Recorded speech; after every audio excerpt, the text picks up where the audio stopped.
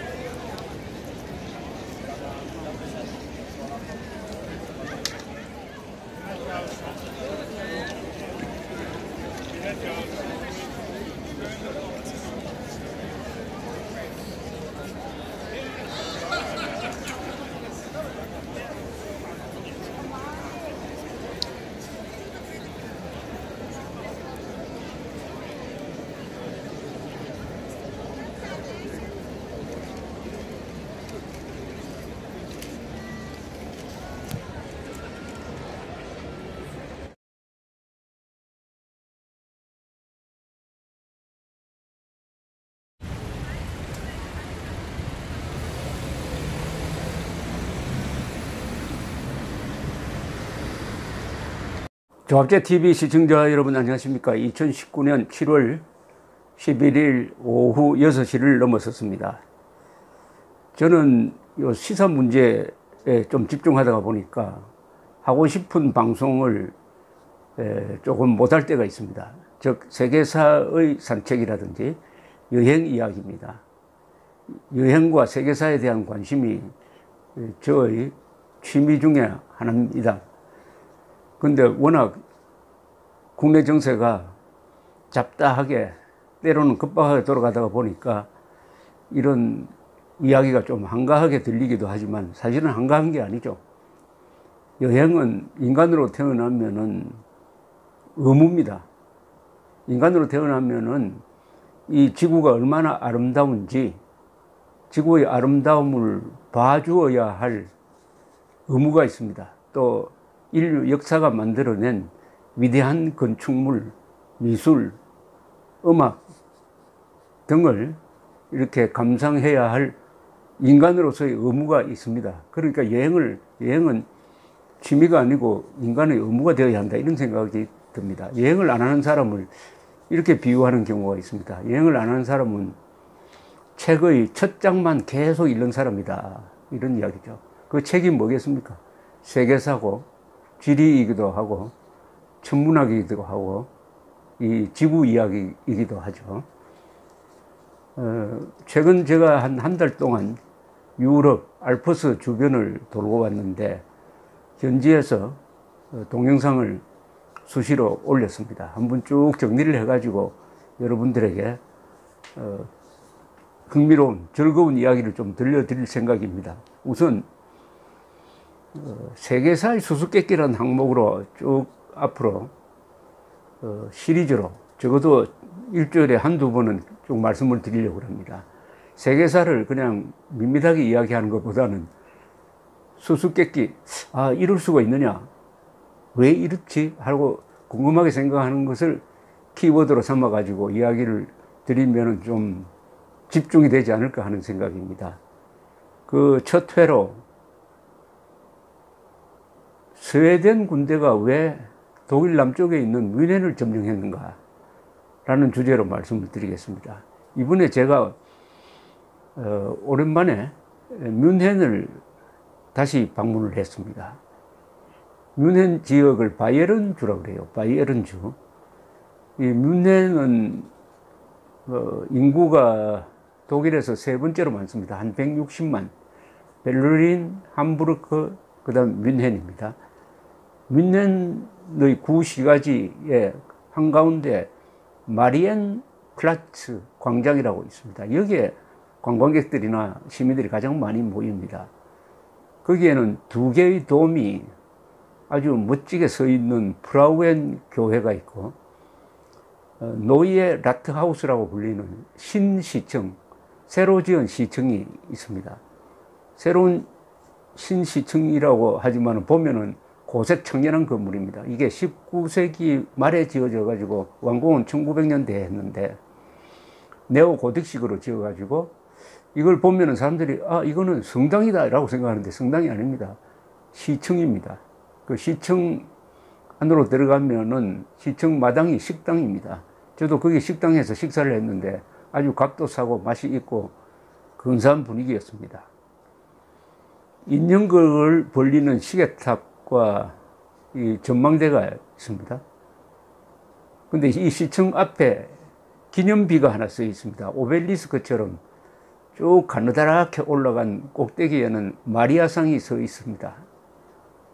그 새겨진 글을 읽어보니까 흥미로웠습니다. 그래서 여러분들에게 역사 이야기를 하고 싶은 충동이 났습니다. 1638년에 건립이 되었습니다.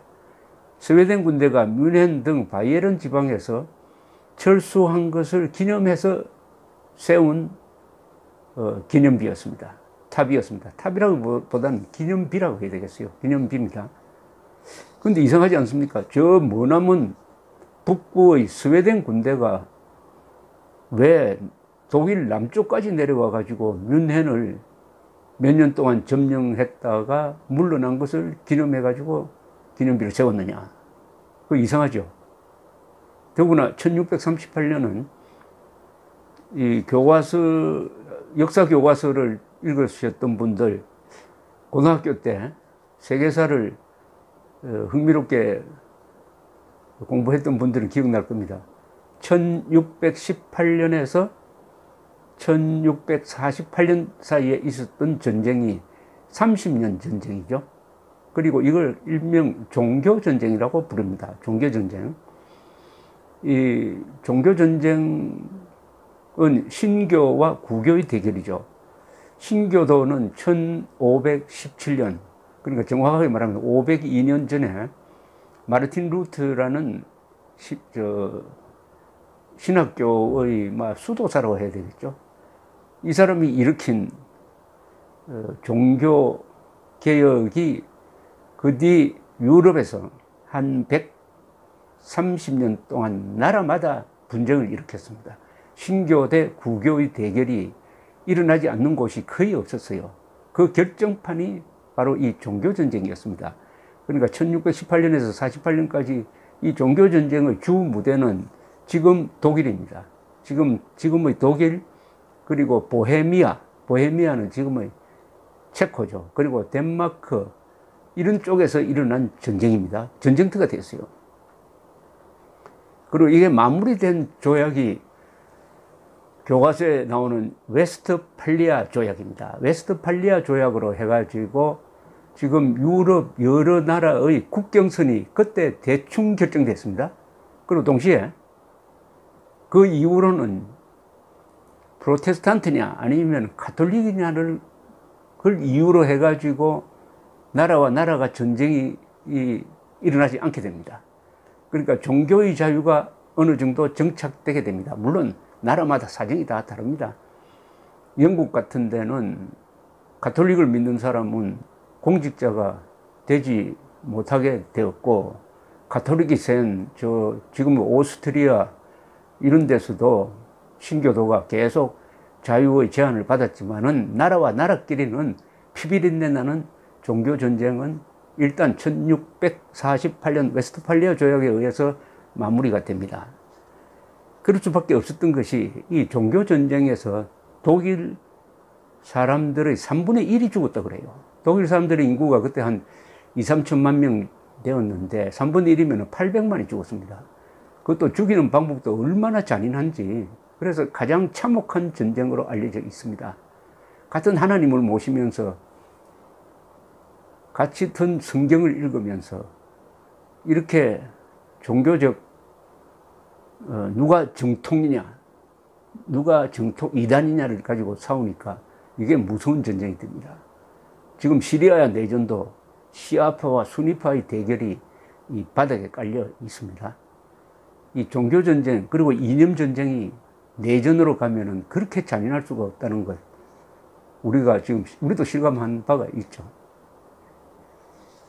자, 독일이 이렇게 해가지고 쑥대밭이 됐는데 그 뒤에 또 독일 지역이 전쟁에 휘말린 적은 거의 없습니다. 그러니까 2차 세계대전 때까지, 1차 세계대전 때는 독일이 전장이 아니고 프랑스와 독일 국경선, 서부전선이 주 전장이었습니다. 그러니까 2차 세계대전이 일어나기까지 400년 동안 독일은 큰 전장에는 휘말려 들지 않았습니다. 큰 전장. 뭐 사소한 투쟁이 있었지만, 이 바이에른 지방, 뮌헨이 바이에른의 주도인데, 바이에른은 이 비텔스바흐 가문, 하우스 비텔스바흐라고 합니다. 비텔스바흐. 합스부르크 하면 곧 머리에 딱 떠오르는데, 바이에른 지방을 계속 다스렸던 비텔스바흐라고 하면 잘 모르죠. 비텔스바흐 가문은 11세기부터 20세기까지, 그러니까 900년 동안 단절 없이 바이에른 지방을 다스렸습니다. 이 아주 특이한 경우예요. 900년 동안 이 가문이 나중에는 왕이 됩니다만은 이 단절이 되지 않았어요. 그렇다면 정치적으로 안정됐다는 것이고, 그러니까 경제적, 문화적, 예술적 번영을 이룰 수 있는 토대가 되어 있었고, 더구나 바이에른은 그 남쪽은 알프스입니다. 오스트리아와의 국경선에 알프스가 있고, 또 비옥한 땅이 있고 호수가 있고 해서 아주 생산력이 풍부한 곳입니다. 독일은 지금 연방국가인데 바이에른 지역은 특히 독자성이 강합니다. 준독립국가처럼 보이기도 하고, 바이에른, 뮌헨을 주도로 하는 바이에른 지방의 면적이 약 7만 평방킬로미터, 인구가 1300만이나 됩니다. 나라로 치면 스위스보다, 오스트리아보다 큰 나라입니다.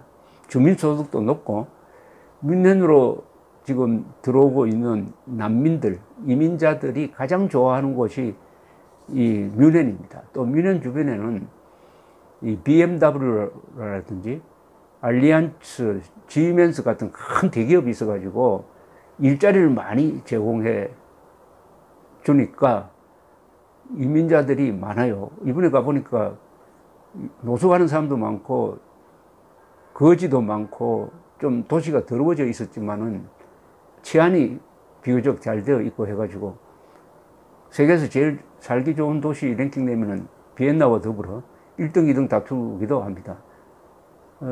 첫 인상이 저는 뉴욕 같이 보였습니다. 인종정시장, 뉴욕 활기가 있고 발걸음이 빠르고, 뮌헨은 옛날에 독일의 파리라고 불렸는데 지금은 파리보다 더 잘 사는 도시로 랭킹이 되고 있습니다. 이 마리엔 광장에서 가까운데 루드비히 거리라고 있습니다. 루드비히는 왕의 이름인데, 이 바이에른은 어떻게 됐냐 하면은 오랫동안 이 합스부르크 오스트리아입니다. 그죠? 합스부르크 왕조가 지배하던 신성 로마 제국, 독일의 여러 나라들이 연합한 제국인데 좀 느슨한 연맹체죠. 그게 일원으로서 합스부르크 오스트리아와 매우 친했습니다. 그러다 보니까 이 독일을 통일하는 과정에서 합스부르크는 나중에 신성 로마 제국이 1805년 아우스텔리츠 전투에서 나폴레옹에게 신성 로마 제국 군대가 패망한 다음에는 제국은 해체되어 버리고 오스트리아 제국으로 바뀝니다만은 황제라는 칭호는 계속 씁니다. 유럽에서 황제라는 칭호를 계속 썼던 나라가 오스트리아입니다. 오스트리아. 그래서 이 바이에른은 오스트리아와 친했는데 나폴레옹 군대와 또 협력을 했습니다. 나폴레옹이 오스트리아를 무너뜨린 다음에는 바이에른이 나폴레옹과 동맹국이 되었습니다. 그때부터 또 왕국으로 칭하게 되었고, 러시아를 쳐들어갈 때는 바이에른이 동맹군으로서 군대를 또 프랑스에 제공하기도 했습니다. 그러다가 프러시아 주도, 저 베를린 주변에 있는 프러시아 주도로 독일이 통일됩니다. 1870년에서 71년 사이 보불 전쟁에서 이기면서 독일이 통일되는 과정에서 바이에른은 통일된 독일 제국이죠. 그걸 제2제국이라고 합니다. 독일이 제1제국은 신성 로마 제국, 제2제국은 비스마르크 주도에 의한 통일로서 구성된 제국, 제3제국은 히틀러가 붙인 말인데 히틀러의 나치 독일입니다. 거기에 소속이 되지만은 그래도 왕의 칭호를 쓰면서 바이에른은 상당한 독자성을 가지고 있었습니다. 이 바로 뮌헨에서 만들어진 정당이 나치당입니다. 히틀러가 뮌헨에서 살다가 뮌헨 부대에 입대를 해가지고 1차 대전에 참전을 합니다. 그 뒤에도 제대한 다음에 이 뮌헨에서 정당을 만든 게 나치 정당이고 1923년에는 맥주홀 무슨 쿠데타라고 그래가지고 거기서 쿠데타를 기도를 하다가 진압대가 붙들려가지고 감옥에서 쓴 책이 마인캄프라는 나의 투쟁이라는 책이죠. 그 뒤에는 쿠데타는 안 되겠다. 선거를 통해서 집권해야 되겠다. 해가지고 나치당을 만들어서 1933년에 집권을 한 다음에는 또 법을 통해서 독재권을 확보를 합니다.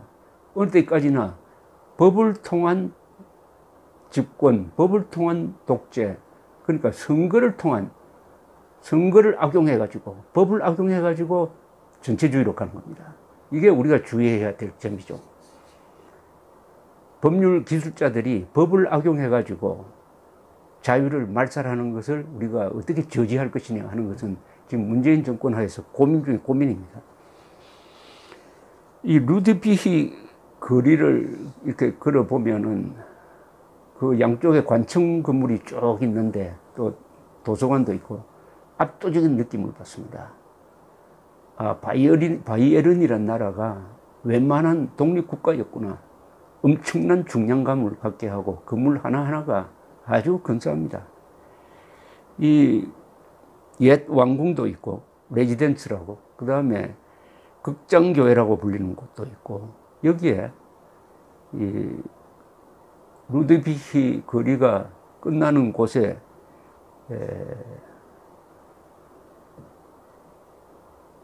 펠트헬렌 할레라는 게 있습니다. 펠트헬렌 할레라는 건물을 번역을 할 때는 원수의 마샬이죠. 원수의 홀이라고 불리는 이 기념물이 있습니다. 또 그리스 신전같이 생겼는데 거기에 두 사람의 동상이 있어요. 한 사람은 30년 전쟁 때 구교 군대를 지휘했던 틸리 원수의 동상이 있고, 또 한 사람은 나폴레옹 전쟁 때 이 바이에른의 장군이었던 칼 플립 폰 레데레 장군. 여기에 틸리 원수가 또 동상으로 남아 있으니까 아까 말씀드린 신시청 앞에 있는 그 동상과 더불어 30년 전쟁을 상징하는 거죠. 30년 전쟁과 바이에른이 매우 밀접한 관계였다는 것을 알 수가 있습니다. 이 틸리 백작 요한 체르클라에스 이렇게 붙이는데, 틸리는 틸리 출신이라는 뜻입니다. 17세기 합스부르크 가문 출신의 황제가 신성 로마 제국을 이끌고 있을 때 신구교 싸움에서 구교 군대의 주축은 뭐였느냐 하면은 신성 로마 제국, 즉 오스트리아의 군대였습니다. 또 하나는 스페인 군대였어요. 스페인의 그때 왕조가 또 합스부르크 왕조였습니다. 합스부르크 왕조가 오스트리아 지역과 스페인을 같이 다스리고 있었습니다. 그리고 세 번째가 이 바이에른 중심의 가톨릭 연맹군이 조직이 되었습니다. 이 가톨릭 연맹군의 지휘관이 바로 그 동상의 주인공 틸리였습니다. 틸리는 이 지금의 벨기에 출신인데, 그때 벨기에는 스페인의 지배를 받고 있었습니다. 이 사람이 죽은 해가 1632년인데 73세에 죽을 때까지 유럽에서 일어난 수많은 전투에 참여한 용병대장이었습니다. 용병. 그때 유럽의 군대는 거의 다 용병이었어요. 용병이었습니다.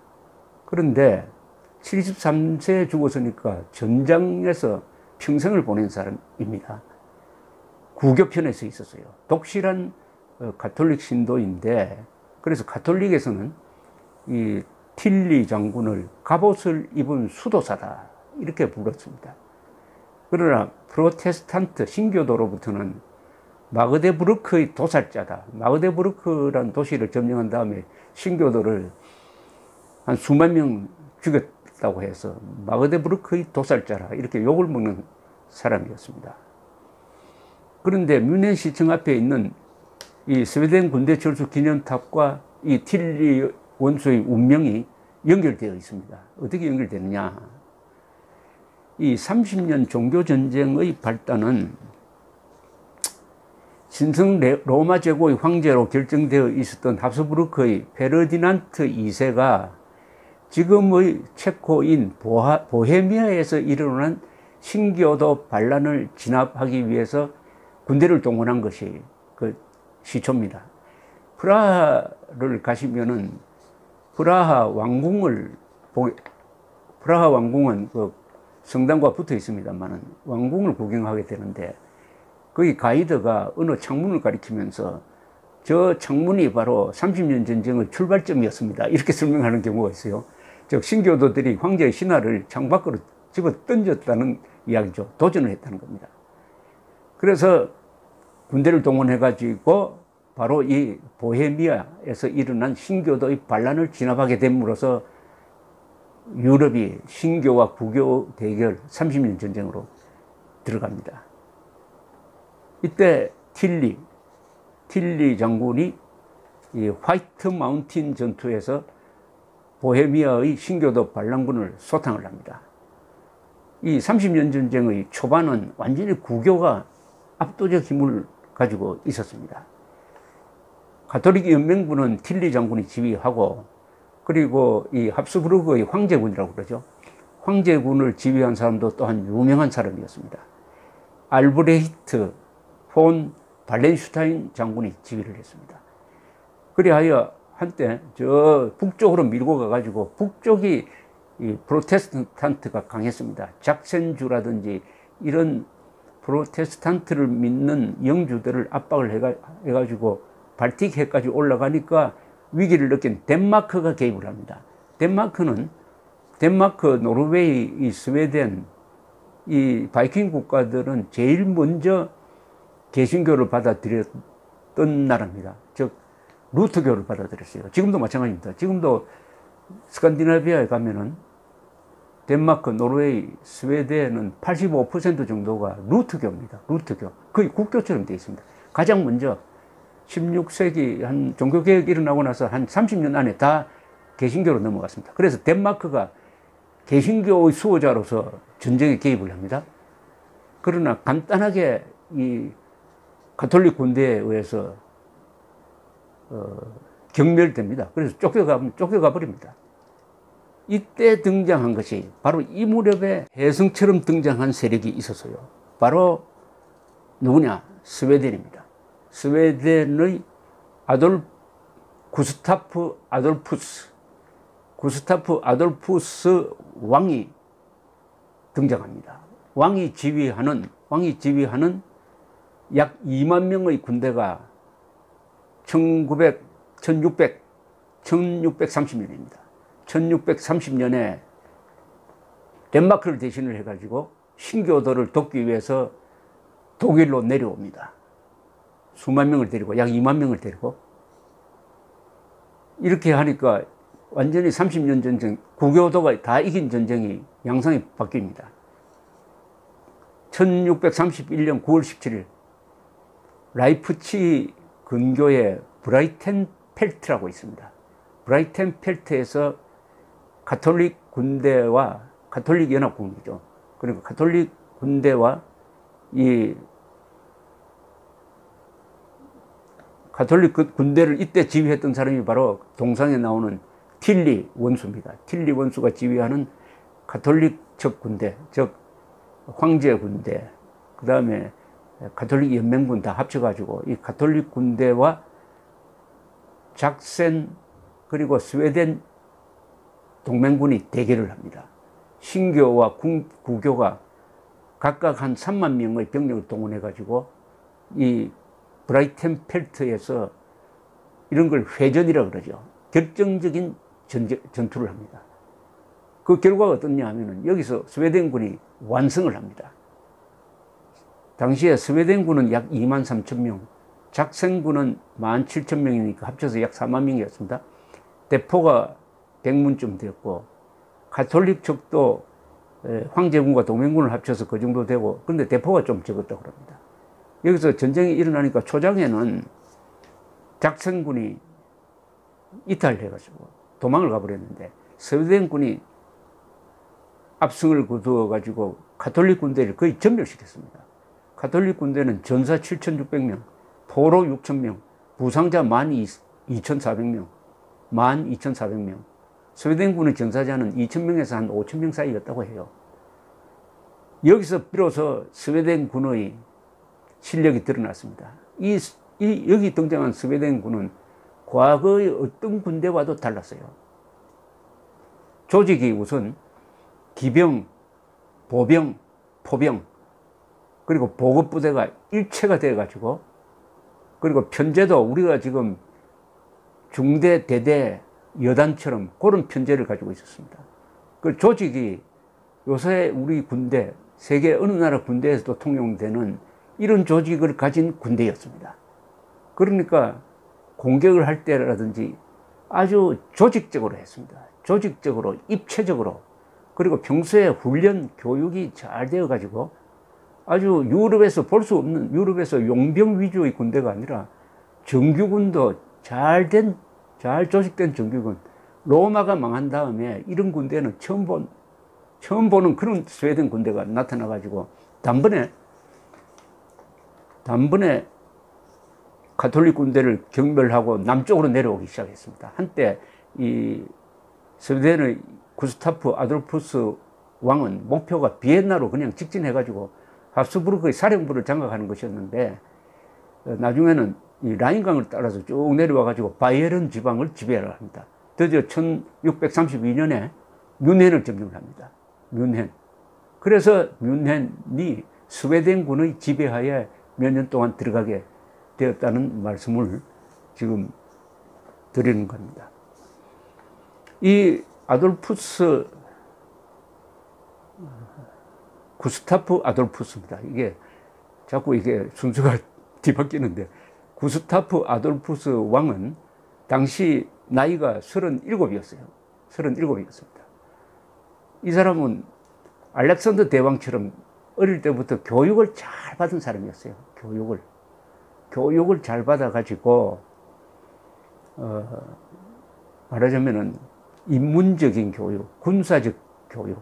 알렉산더 대왕의 가정교사가 아리스토텔레스였잖아요. 그래서 아주 뛰어난 인물이었습니다. 소년 시절부터 장군 역할을 했어요. 그 다음에 왕이 된 다음에는 평생을 거의 왕으로서는 한 20년 동안 재위하면서 거의 전장에서 보냈습니다.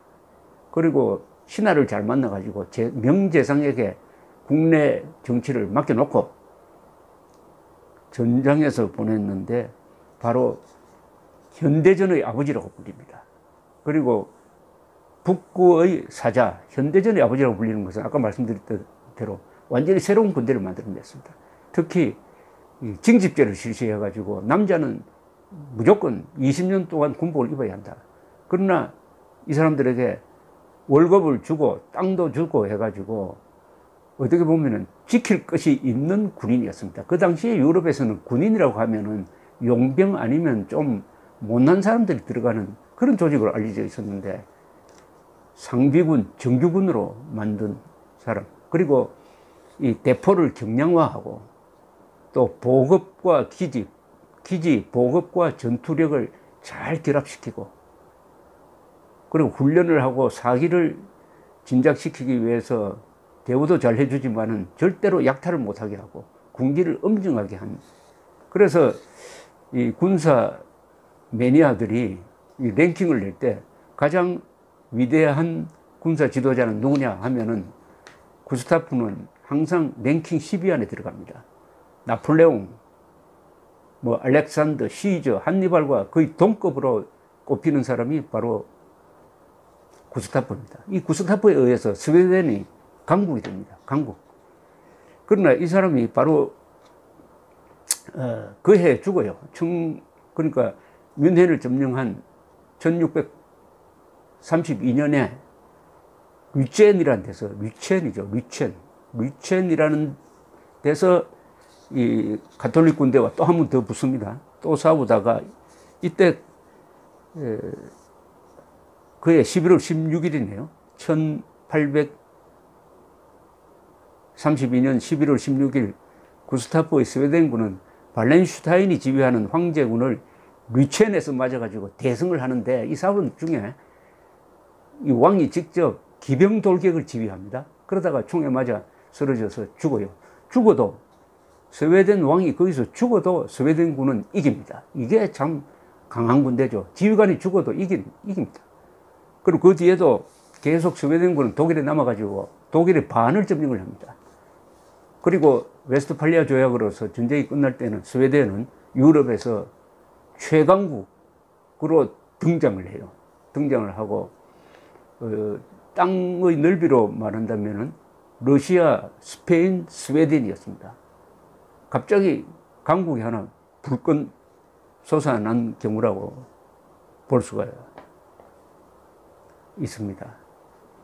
이 스웨덴은 그 뒤에는 어떻게 되느냐? 스웨덴은 그 뒤 한 60년 동안 북부에서는 왕자였습니다. 패자였습니다. 패권을 가졌다는 이야기죠. 그러다가 러시아에서 뾰토르 대제가 등장합니다. 뾰토르 대제가 모스크바에서 페테르부르크로 수도를 옮긴 다음에 적극적인 일종의 서방 정책을 펴가지고 근대화를 하면서 해군을 만들고 군대를 만들고 해서 드디어 스웨덴과 대결을 합니다.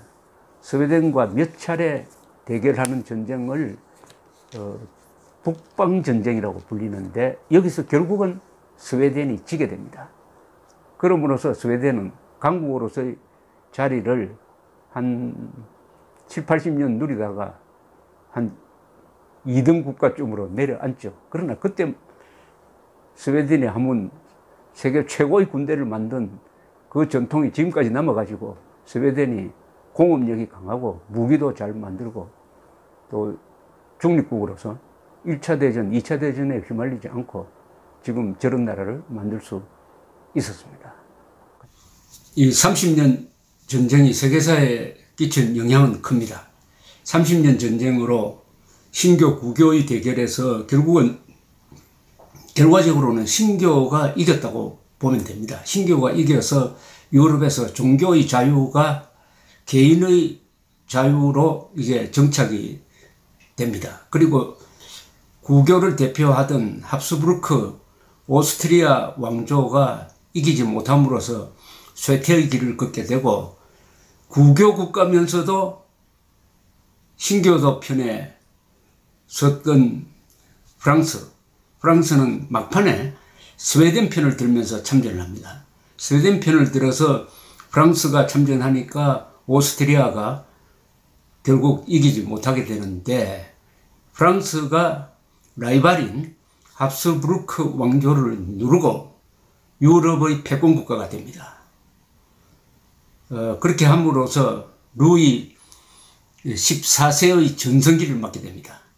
루이 14세 시절에 프랑스는 유럽 대륙의 최강자였습니다.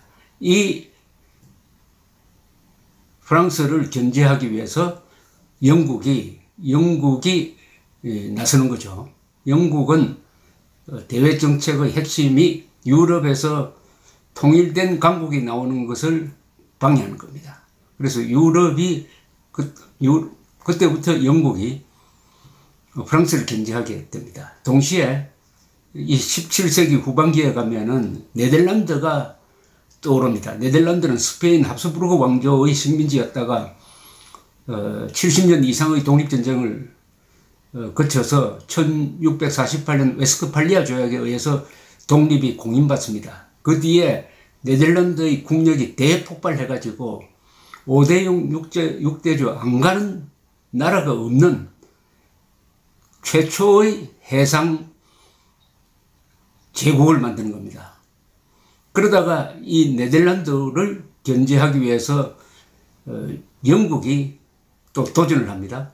그래서 해상전을 몇 번 해가지고 영국이 18세기로 넘어가면은 해상 패권을 가집니다. 영국은 해상 패권을 가지고 프랑스는 유럽의 패권을 가지고 해서 해양국과 영국과 육상 강국 프랑스의 대결이 계속되다가 18세기 말에 프랑스 대혁명이 일어나고 나폴레옹이 등장해가지고 나폴레옹이 유럽을 석권합니다. 이때 영국이 그 나폴레옹을 견제하기 위한 연합군을 만들어서 결국은 1815년 6월 워틀루에서 이기게 되죠. 그 다음에 프랑스가 쇠퇴하니까 프러시아를 중심으로 한 독일 세력이 등장해가지고 1870년에서 71년 사이 보불 전쟁을 거치면서 프러시아 중심으로 통일된 독일이 등장합니다. 이번에는 독일이 영국에 도전하는 국가가 됩니다. 더구나 육상국가인 독일이 해군력을 증강합니다. 그러면은 영국은 위기의식을 느끼고 이번에는 독일을 견제하기 위해서 과거의 숙적인 프랑스, 러시아와 손을 잡습니다. 이 대결 구도 하에서 오스트리아는 힘을 잃고 유럽 중부지방에서는 힘을 잃고 발칸반도로 진출을 하다가 발칸반도에서 러시아 세력과 부딪힙니다. 여기서 오스트리아 황태자가 암살된 것이 계기가 돼가지고 바로 1914년 1차 세계대전이 터지는 거죠. 1차 세계대전에서는 그 결말이 결국 프랑스, 영국의, 미국의 연합군이 이김으로써 제국이 사라집니다.